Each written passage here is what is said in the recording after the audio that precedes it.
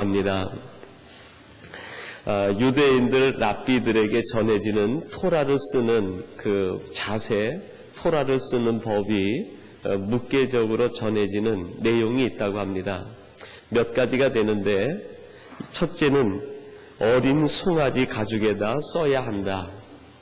여러분이 토라는 구약의 하나님의 말씀, 특별히 모세오경을 의미합니다.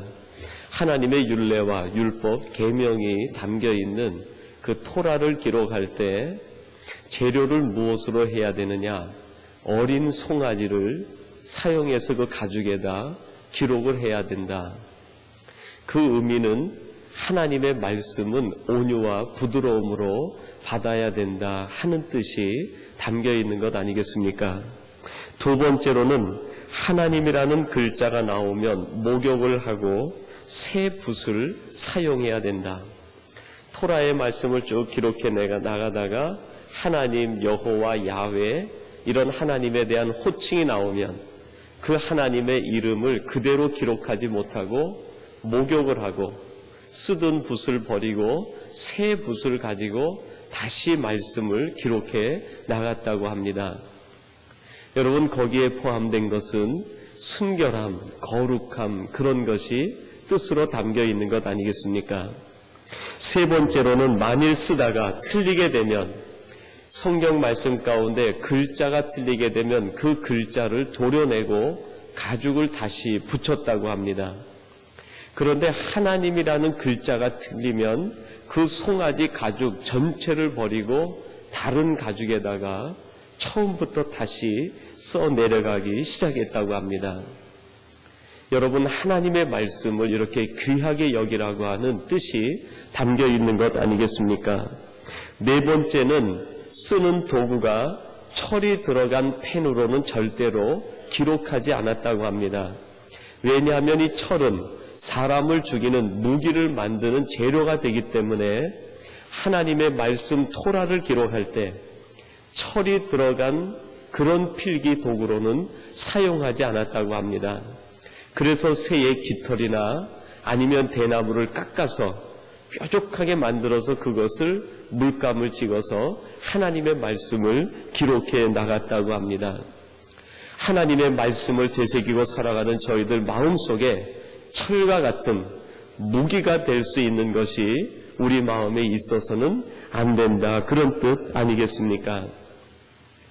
여러분, 지금 우리들은 과거 유대인들 랍비들이 했던 것처럼 하나님의 말씀을 직접 기록하지는 않습니다. 그러나 하나님의 말씀을 우리가 가슴에 새기고 살아간다는 점에 있어서 과거 유대인들 랍비들이 하나님의 말씀을 기록할 때 가졌던 그 자세를 오늘 이 시대에 우리가 다시 한번 새롭게 음미하고 새롭게 마음에 다짐해 보는 것이 의미가 있다고 생각합니다.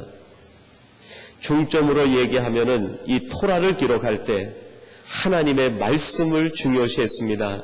하나님의 말씀을 가치 있게 여겼습니다. 하나님에 대한 경외심으로 하나님의 말씀을 가슴에 새기는 것, 그것이 바로 랍비들이 가졌던 말씀을 대하는 첫 번째 자세 아니었겠습니까? 오늘 이 시간 예배하는 저와 여러분들이 이 시대에 우리의 마음속에 하나님의 말씀, 하나님에 대한 경외심과 존경심을 가장 가치 있게 우리 마음속 깊숙이 간직하고 살아가시는 우리 성도님들이 되시기를 간절히 바랍니다. 여러분, 오늘 이런 의미의 오늘 본문 3절은 우리에게 이런 의미의 말씀을 다시 한번 부각시켜주고 있습니다. 여러분, 3절 말씀에 보니까 이렇게 기록하고 있습니다. 예수께서 손 마른 사람에게 이르시되 한가운데 일어서라 하시고 그랬습니다. 한가운데 일어서라. 여러분, 이 말씀은 이중적인 의미가 있습니다. 하나는 우리 믿는 사람들이 아직 하나님을 알지 못하는 사람 중심에 서서 하나님을 알게 하라고 하는 증인에 대한 하나님의 음성이 담겨 있는 것 아니겠습니까? 그리고 또 한 가지는 우리 개인에게 이 말씀을 적용해 볼 때 우리 마음속 중심 속에 오직 하나님의 명령, 하나님의 말씀만이 우리 안에 우뚝 서게 하라. 세상 모든 것들이 떠나가고 오직 하나님의 말씀, 살아계신 하나님의 계명, 하나님의 명령만이 우리 마음속 중심에 우뚝 서게 하라는 것이 오늘 이 말씀 속에 담겨있는 두 번째 의미가 아니겠습니까? 이런 의미에서 저는 우리 삼성교회 성도님들이 여러분이 있는 삶의 자리에서 하나님의 말씀의 증인으로 우뚝 서기를 축원합니다. 동시에 여러분 마음속에 오직 하나님의 말씀, 하나님의 계명, 하나님의 음성만이 가득 넘치게 되기를 주님의 이름으로 축원합니다. 여러분, 이런 의미의 말씀을 갖고 오늘 우리에게 주신 이 본문 말씀을 함께 묵상하면서 두 가지를 함께 나누어 보려고 합니다. 첫 번째로는 1절 말씀을 중심으로 해서 스스로 변화되지 않는 인간의 마음, 인간의 죄성에 대해서 생각을 해보려고 합니다. 여러분, 우리 1절 말씀을 같이 봉독해 보시겠습니다. 1절입니다. 예수께서 다시 들어가시니 아멘.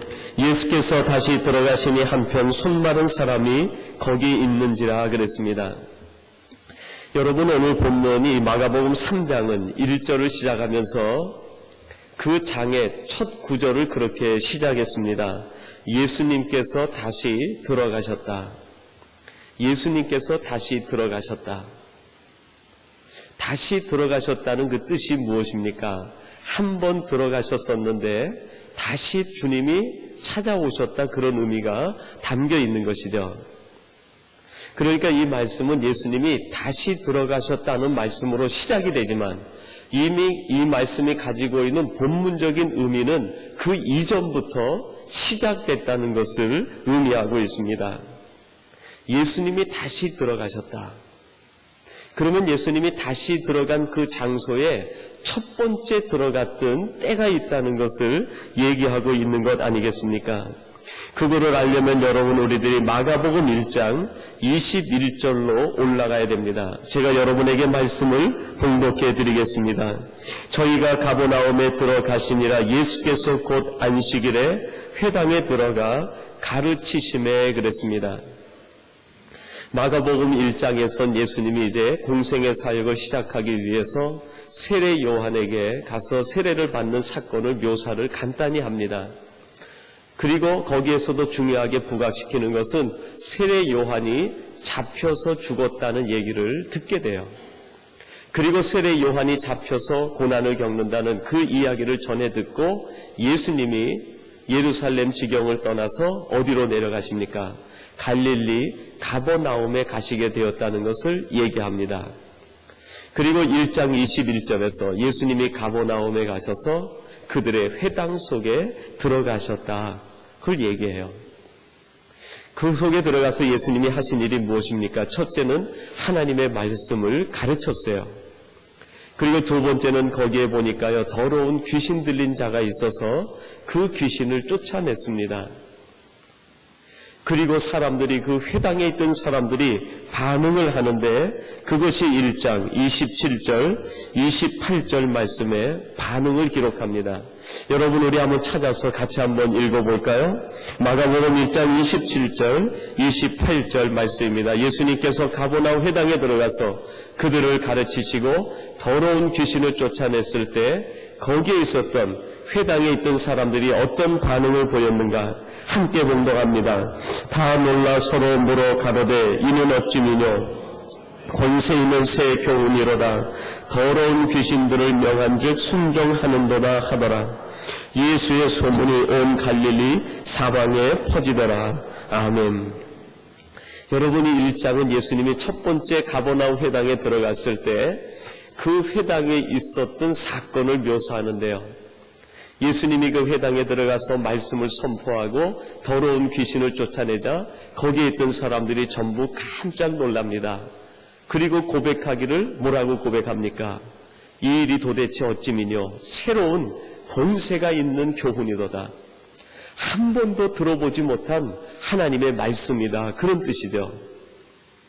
그리고 그들이 이어서 얘기합니다. 이 예수님에 대한 소문을 갈릴리 전체에 퍼지게 하고 그 소식을 전했다고 얘기합니다. 그들에게 큰 감동이 있었습니다. 깨달음이 있었습니다. 거기에 뒤따르는 고백도 있었어요. 예수님이 어떤 분인지, 예수님이 하신 말씀이 하나님의 음성, 새 교훈이다. 이제 우리가 이 감동, 이것을 따라 살아야 되지 않겠느냐.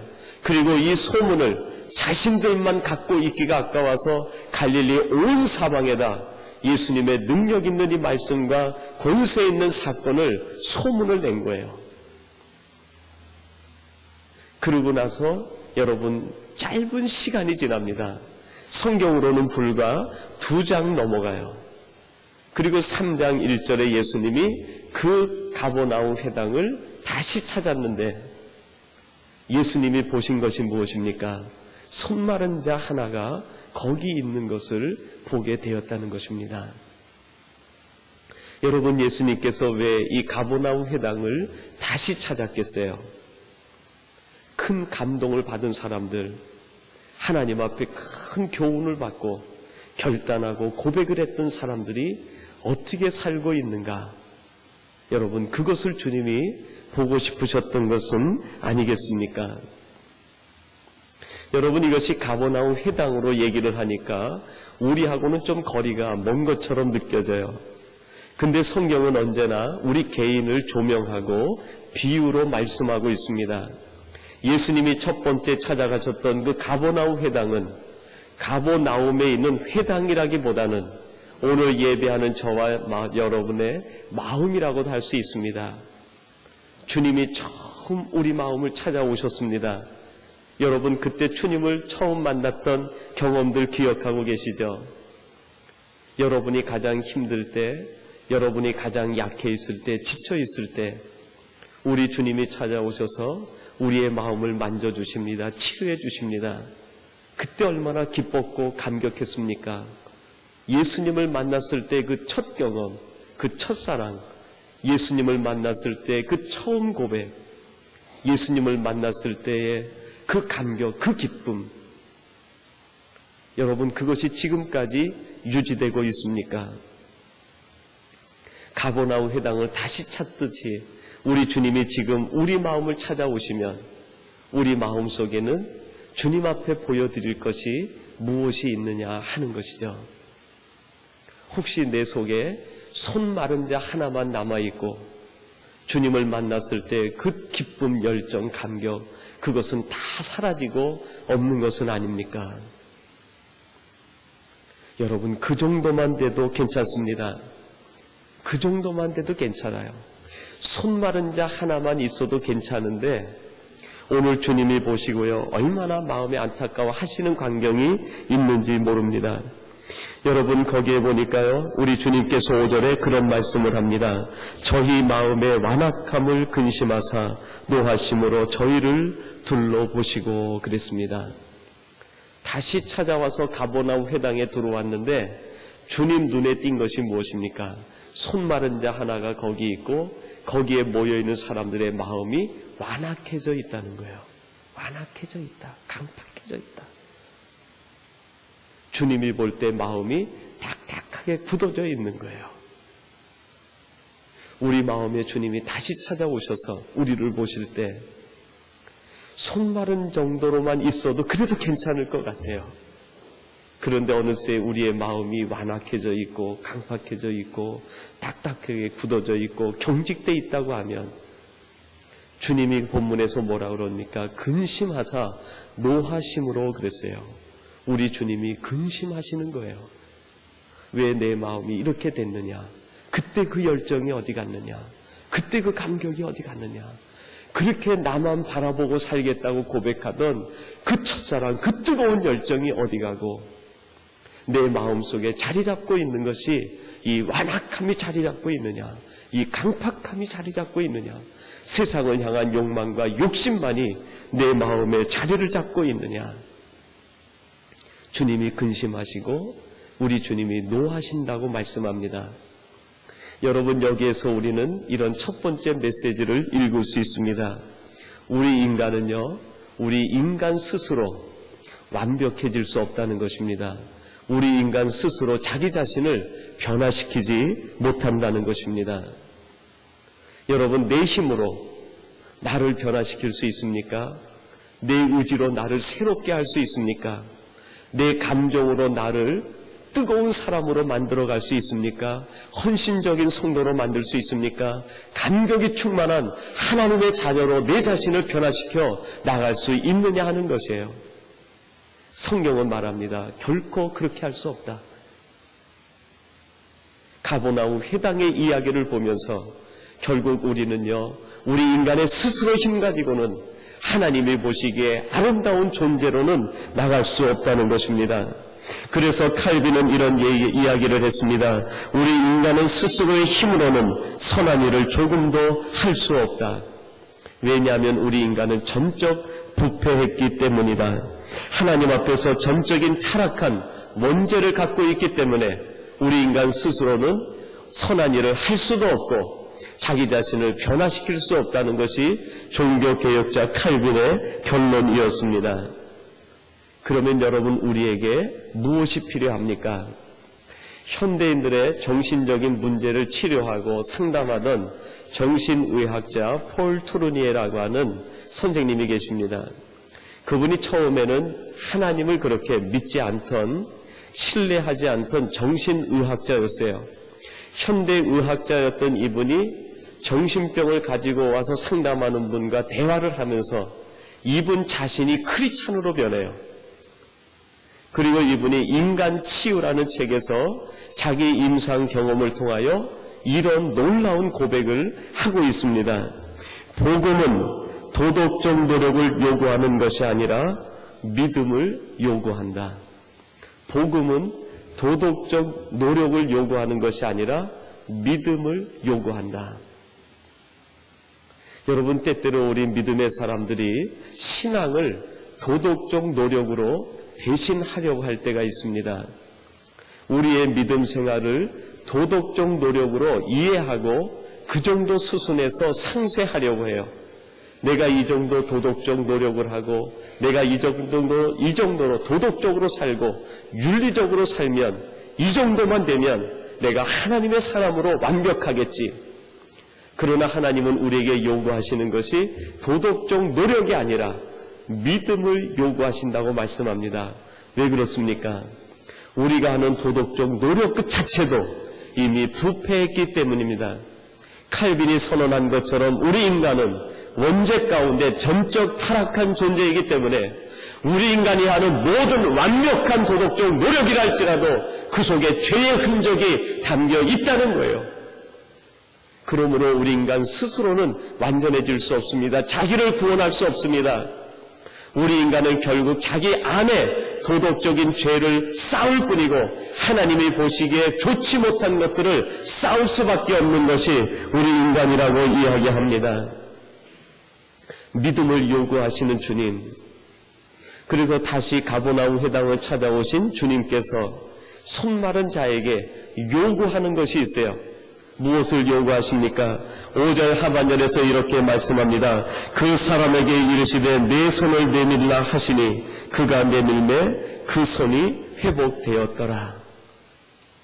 우리 주님이 그 가버나움 회당에 오셔서 인간의 자기 노력으로는 이룰 수 없는 구원, 인간의 치유, 인간의 회복을 우리 주님이 주시기 위해서 말씀하시는 것이 무엇입니까? 내 손을 내밀라. 그 손을 내밀어서 주님에게 맡길 때 그 믿음, 그 맡기는 그 모습을 보시고 우리 주님께서 그 손을 치료해 주시고 회복해 주셨다고 말씀하고 있습니다. 도덕적 노력이 인간을 변화시키는 것이 아니라 믿음이 사람을 변화시킵니다. 인간의 의지가 사람을 변화시키는 것이 아니라 오직 하나님을 향한 믿음과 맡기는 삶이 우리의 온전한 삶을 이룰 수 있고 완전한 회복과 치유를 맛보게 된다는 것입니다. 저는 어린 시절에 그 한강 줄기인 가래울이라고 하는 그 팔당 근처의 강가를 자주 찾아가서 수영을 했던 기억이 납니다. 한강에서 살다가 그 천호동을 해서 조금 더 올라가면 상일동이라고 나옵니다. 지금 그 명성교회가 있는 그 뒤쪽 길로 해서 한강을 찾아가면 그쪽이 갈려울이라고 하는 강의 이름이 그래요. 근데 거기에서 수영을 하면서 이제 여름에 친구들하고 지냈는데요. 거의 여름이 되면 한철 지날 때 물에 빠져서 익사하는 사람이 2명, 3명 정도는 나와요.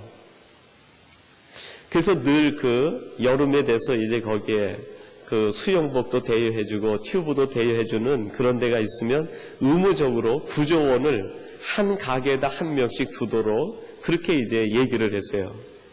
그래서 구조대원들이 거기에서 있다가 물에 빠지는 사람을 구해줍니다. 그 물에 빠져서 허덕이는 사람을 구해주는 모습을 여러 번 보았어요.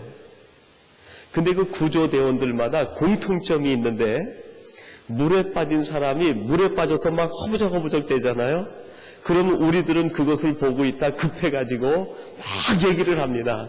아저씨 저기 사람 빠졌어요 하고 막 소리를 치고 얘기를 해요.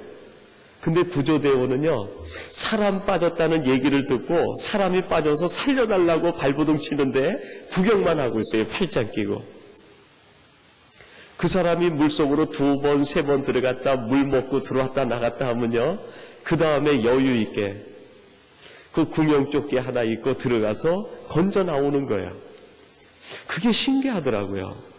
아니 물에 빠졌으면 빨리 뛰어 들어가서 물 먹기 전에 얼른 구해 나와야 되는데 그냥 물에 빠져서 죽을까 말까 할 쯤 되면 그때 가서 여유 있게 수영해가지고 들어가서 사람을 건져오는가. 나중에 커서요, 제가 그 비밀을 알았어요. 여러분, 구조대원이 물에 빠진 사람을 구하러 들어갈 때 날 살려달라고 힘이 있어서 막 발버둥 칠 때 들어가면 같이 죽는 거예요.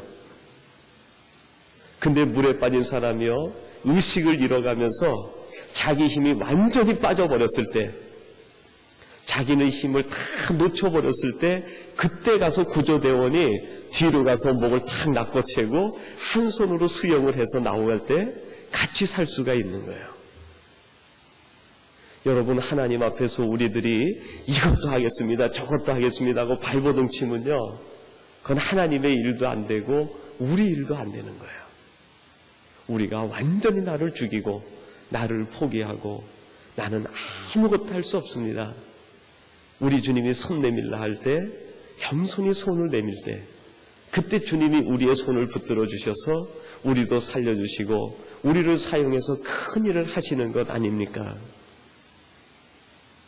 두 번째로 오늘 말씀을 통해서 한 가지만 더 묵상하려고 합니다. 우리 주님이 우리에게 묻는 질문이 있습니다. 내 속에 있는 것이 무엇이냐? 우리 주님께서 이런 질문을 하시는데요, 우리 6절 말씀을 같이 봉독하겠습니다. 6절입니다. 바리새인들이 나가서 곧 헤롯 왕과 함께 어떻게 하여 예수를 죽일고,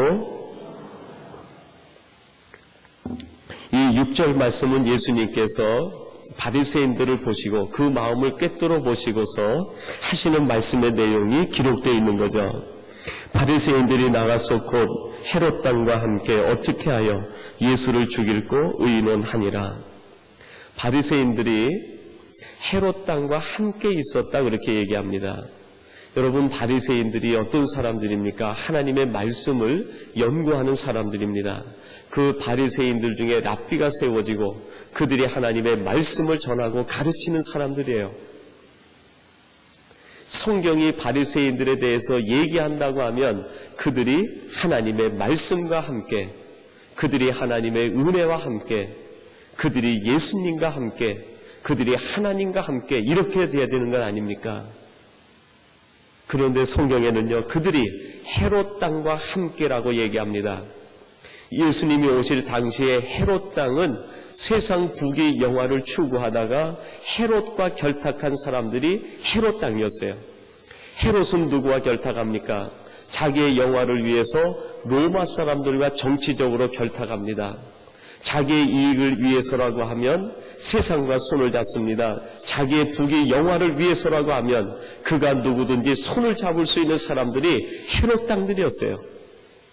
그 헤롯 왕과 바리새인이 함께 있었다고 얘기합니다. 여러분, 우리도 이 땅을 살아가면서 아무리 힘들고 어려워도 세상과 결탁하거나 세상과 손을 잡아서는 안 될 것입니다. 우리는 하나님의 자녀, 하나님의 말씀을 듣는 사람들로서 우리가 손을 잡을 수 있는 유일한 분이 있다고 하면 우리를 지으신 하나님, 우리와 함께 하시는 하나님, 우리에게 은혜를 주시고 은총을 주시고 우리에게 모든 좋은 것을 베풀기 원하시는 그 하나님과 손을 잡는 우리 성도들이 되시기를 주님의 이름으로 축원합니다.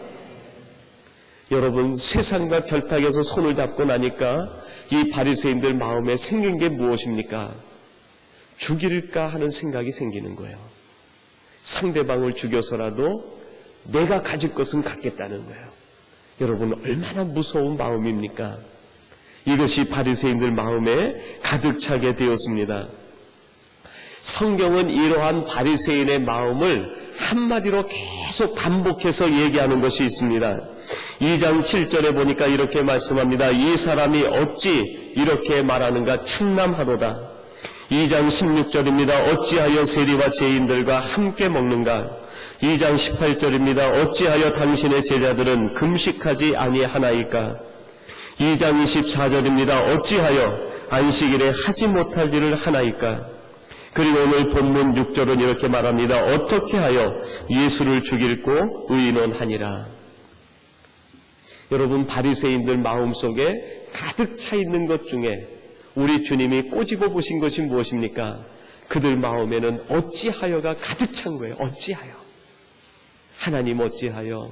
이것이 어찌하여. 이 일을 어찌하여. 일은 왜 이렇습니까? 이건 왜 이렇습니까? 어찌하여라는 것이 뭡니까? 부정적인 반어의 뜻이 담겨 있는 것 아닙니까? 어찌하여 어찌하여. 제가 성경을 묵상하고 오늘 말씀을 전하면서 이 어찌하여를 내가 병으로 얘기를 표현하고 싶은데 이게 무슨 병으로 표현하면 좋겠는가? 그래도 제 나름대로 어찌하여 병이다 그랬어요. 이 바리새인들은 병이 걸렸는데 무슨 병입니까? 어찌하여 병.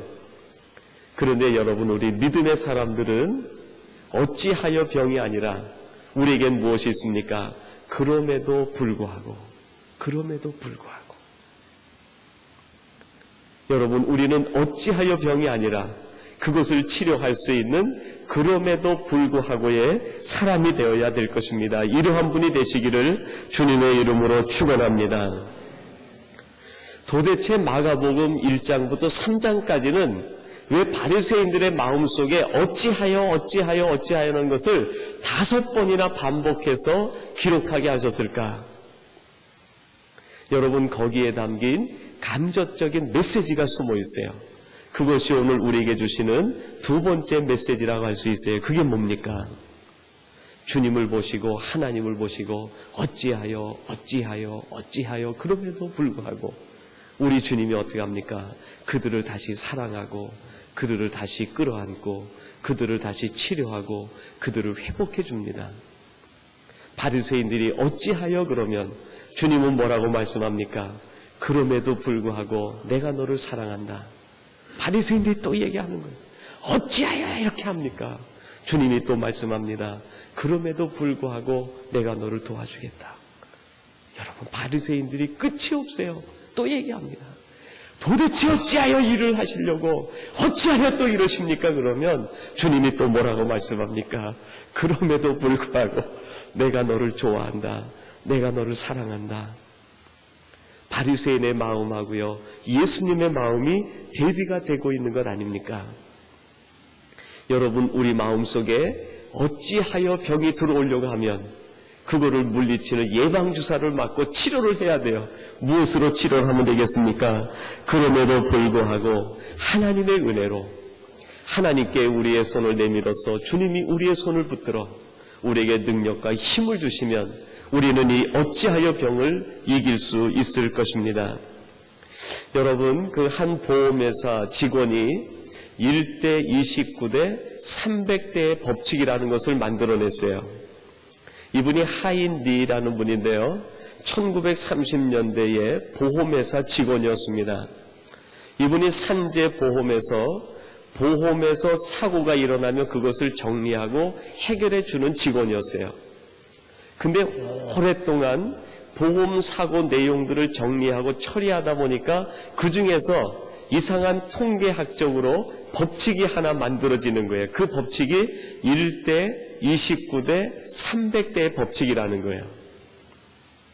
그 뜻이 뭐냐면 한 명의 중상자나 사상자가 생길 때 같은 사건의 유형으로 29건의 경상적인 일이 생긴다는 거예요. 경상자가 생기든지 사고가 생긴다는 거예요.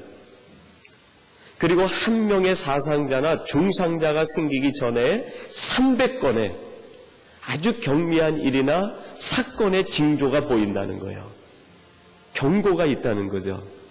근데 그 300건의 경고와 그것을 무시하면 29건의 경상자가 일이 생기게 되고 그거를 무시하게 되면 한 건의 중상자나 사망자나 큰일이 발생하게 된다는 거예요. 여러분, 큰일이 대번에 일어나는 일은 없어요.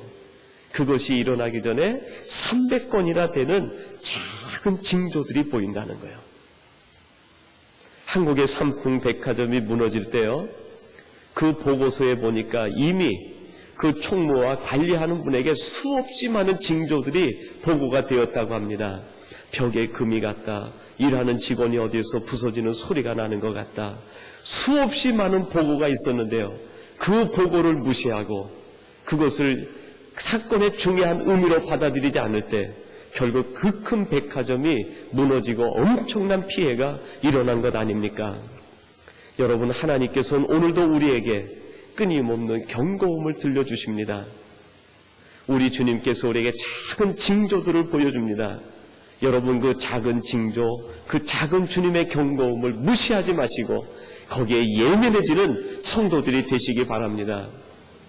여러분, 마가복음을 쭉 묵상해 내려가다 보면 우리 주님께서 마지막 종말론을 말씀하시기 전에 바리새인들에게 하시는 말씀이 있습니다.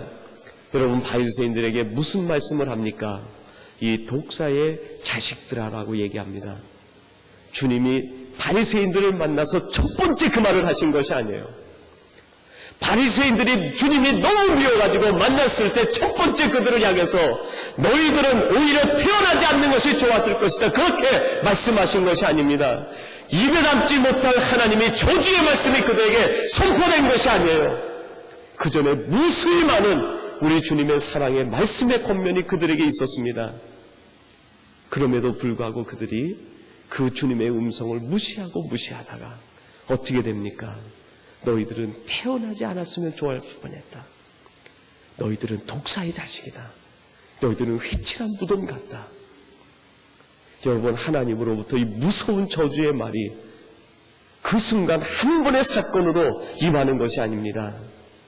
사랑하는 성도 여러분, 우리는요, 세상에 대해서, 세상이 변하는 것에 대해서 예민할 필요가 있는 것이 아닙니다. 내 영적인 상태가 어떻게 변해가고 있는지, 지금 내 마음의 상태가 어떻게 하나님을 떠나가고 있는지, 내 마음에 얼마나 하나님과 거리가 있는지, 거기에 우리는 예민해야 되는 거예요. 거기에 예민해야 돼요. 여러분, 세상에 있는 경제가 어떻게 돌아가든지, 세상 전쟁이 언제 일어날지, 그것들은 다른 사람들이 판단해도 얼마든지 판단해요. 그거는 우리가 판단할 가치가 없는 거예요. 여러분, 우리가 정말 마음속으로 생각해야 될 것이 무엇입니까? 내 영적인 상태가 어떤지 그거를 진단하고 진단해야 돼요. 그래서 조그만 것이라도 진단이 됐으면 여러분 철저히 예방을 하세요. 철저히 그것을 대처하고 말씀 중심으로 내 안에 하나님의 말씀이 다시 살아 움직이고 내가 있는 삶의 공동체에서 믿음의 증인으로 우뚝 서는 그 가운데 한 사람이 일어서는 사람, 바로 오늘 예배하는 여러분이 되시기를 주님의 이름으로 축원합니다. 하나님 아버지, 오늘도 저들을 불러주시고 저들을 향하여 한가운데 일어서라고 말씀해 주시니 감사합니다. 우리에게 주시는 삶의 자리에서 증인으로 일어서게 도와주옵소서. 우리 심령 깊은 곳에 하나님의 말씀만이 우뚝 서게 하시고 하나님의 계명과 음성만이 살아 움직이게 주시옵소서. 예수님의 이름으로 기도하옵나이다. 아멘.